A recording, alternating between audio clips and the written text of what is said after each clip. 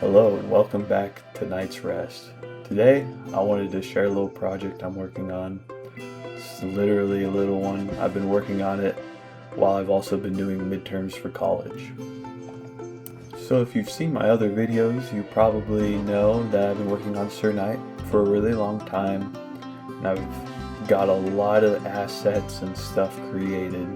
And something I haven't shared, but I've been playing around with in my head for the last few years of making a Knyte game, and I always wondered what Knyte would be.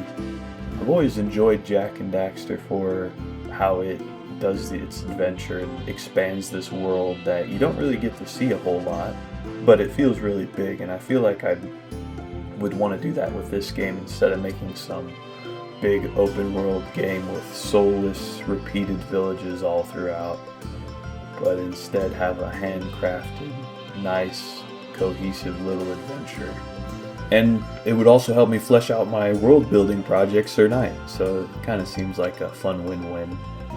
So I downloaded Godot and made a quick model in Blender, just a simple little map to test the movement or whatever, because I guess that's the most important part of a platformer, is making sure the controls feel good. And to my surprise, I was able to bring it right in. And that's always been a big thing for me, not to get off topic, but I've always found it really difficult to port in my Blender props and objects and stuff and bring them into an engine. And Godot has made it a lot easier, or I just got smart enough to actually do it. The verdict's still out if I'm smart, but at least I figured it out. So I ported in one of my background NPCs and gave him some animations so when I ran around I wasn't just a little blob, because that's lame. Who wants to run around as a blob? And yeah, I just followed a tutorial, and I kind of didn't worry too much about getting off track because I'm just trying to learn the programming. Programming's a big hurdle for me, so I also went, and after I made a simple character jumping up and down and doing whatever, I made an NPC that would roam around and learned how to animate them. And then I made a bad guy. I haven't figured out how to make him fight me yet, but at least I can roll and kill him now.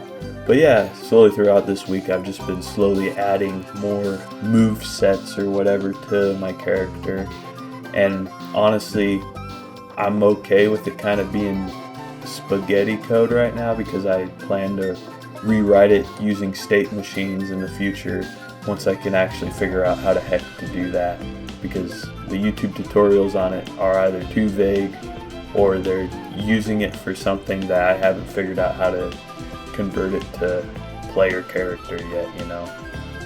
But yeah, that's been my first week with Godot.